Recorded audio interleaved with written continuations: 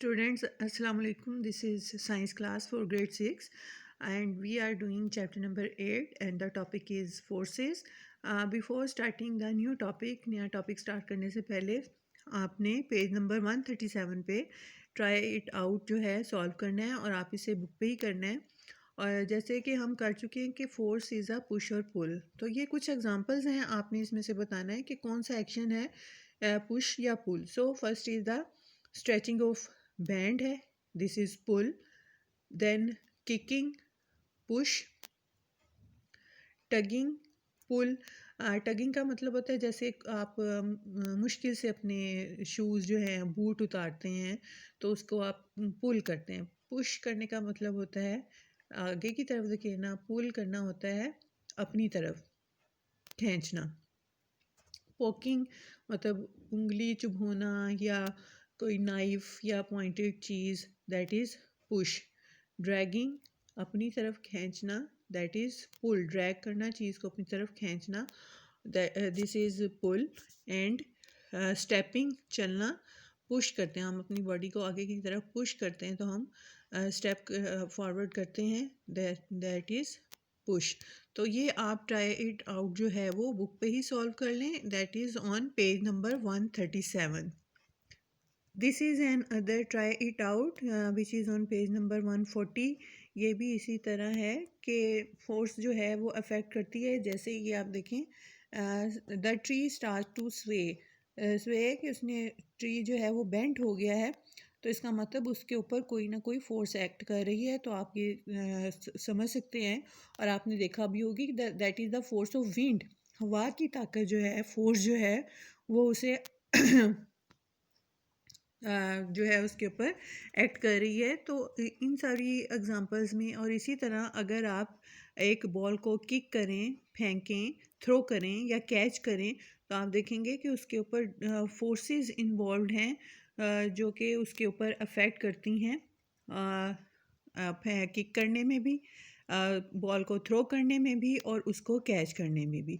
तो इससे हम ये कंक्लूड करते हैं कि फोर्स क्या कर सकती है। फोर्स जो है, अगर एक ऑब्जेक्ट जो है वो स्टार्ट करता है टू मूव और a moving object change direction, या उसकी डायरेक्शन चेंज होती है या वो तेज़ी से मूव करता है, मूव फास्टर, या स्लो डाउन हो जाता है या बिल्कुल रुक जाता है, it means that there is a force acting on it. तो इसका मतलब है कि उसके ऊपर कोई ना कोई फोर्स एक्ट कर रही है। Now we will start today's topic, that is the different types of forces such as magnetic force, gravitational force। Gravity ज़मीन की होती है, मैग्नेटिक मकनातीस जिसे उर्दू में कहते हैं, मैग्नेट की होती है, अप थ्रस्ट ऊपर की तरफ, और फ्रिक्शनल फोर्स यानी जो रुकावट डालती है। हम जो है इस इन फोर्सेस के मुतालिक फ़र्दर जो टॉपिक्स हैं उसमें रीड करेंगे और लर्न करेंगे। Now the topic is the size and direction of force. Size of a force means force can be weak or strong, यानी वो कितनी weak है या कितनी strong है उसको हम size of force कहते हैं। और the force of earthquake and cyclone, जो earthquake ज़लज़ले हैं या cyclones हैं, उनकी जो forces हैं वो बहुत ज़्यादा strong होती हैं। या आपका अपना भी एक्सपीरियंस है, वो इतनी ज़्यादा strong होती हैं कि उनसे बहुत ज़्यादा नुकसान हो जाता है। इसी तरह जो लैब में है फोर्स जो है उसे मेजर करते हैं, किससे? फोर्स मीटर से या स्प्रिंग बैलेंस से। ठीक है, these are the diagram compression spring balance, this is the spring balance.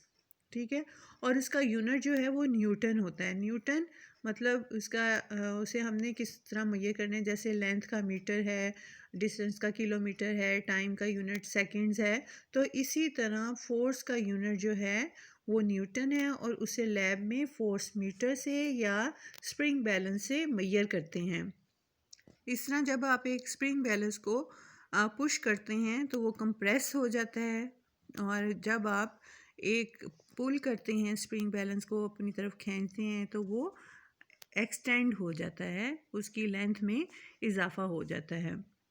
और जितनी ज़्यादा हम फोर्स अप्लाई करेंगे उतना ही ज़्यादा स्प्रिंग जो है वो स्ट्रेच होगा या कंप्रेस होगा।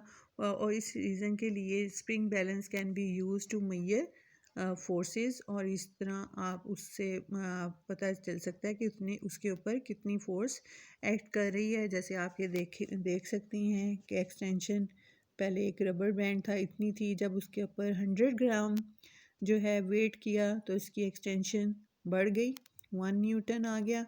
न्यूटन जो है उसका मेजर करने का यूनिट है। फोर्स को फिर 200 ग्राम्स पे 2 न्यूटन, और एक्सटेंशन जो है बढ़ती जा रही है क्योंकि फोर्स भी जो है बढ़ती जा रही है। 300 ग्राम पे 3 न्यूटन, 400 ग्राम पे 4 न्यूटन, 500 ग्राम पे 5 न्यूटन, और यहाँ तक जो है स्प्रिंग जो है वो आ, ये आप देख सकते हैं पूरा स्ट्रेचिंग आप देखते हैं यहाँ से यहाँ तक रबर बैंड जो है वो स्ट्रेच हो रहा है। तो जितनी ज़्यादा फोर्स होगी उतना ही ज़्यादा जो है स्ट्रेच होगा या स्प्रिंग जो है वो कंप्रेस होगा। Next is the direction of force के एक ऑब्जेक्ट पे सिर्फ एक तरफ से फोर्स एक्ट नहीं करती, वो कई तरफ से जो है उसके ऊपर एक्ट कर सकती है। और उसकी एग्जांपल हम एक एरोप्लेन की देखते हैं। जो एरो जो हैं वो दिखा जितनी लेंथ है एरो की वो शो कर रही है कि कितनी फोर्स है, और जो एरो हेड है वो शो कर रहा है कि किस डायरेक्शन में है। अब ये लिफ्ट है ऊपर की तरफ है इसकी डायरेक्शन, और वेट की जो डायरेक्शन है वो नीचे की तरफ है। और इसी तरह थ्रस्ट जो है जिससे एरोप्लेन आगे की तरफ मूव करता है, और उसके पीछे उस पर एक्ट करती है ड्रैग, जिससे वो आगे की तरफ खींचता है। तो जितनी एरो की लेंथ है वो बता रहा है कि साइज़ क्या है। और साइज़ से हमें क्या मतलब समझ में आता है, फोर्स के साइज़ का मतलब है कि वो कितनी वीक है या कितनी स्ट्रॉन्ग है।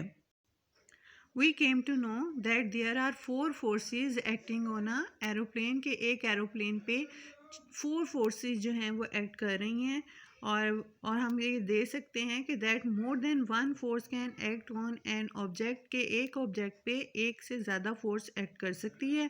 The lift acts as upward in opposite direction of the weight, जो मैंने आपको भी बताया है। The drag air resistance act in the opposite direction to the thrust which moves the aeroplane forward।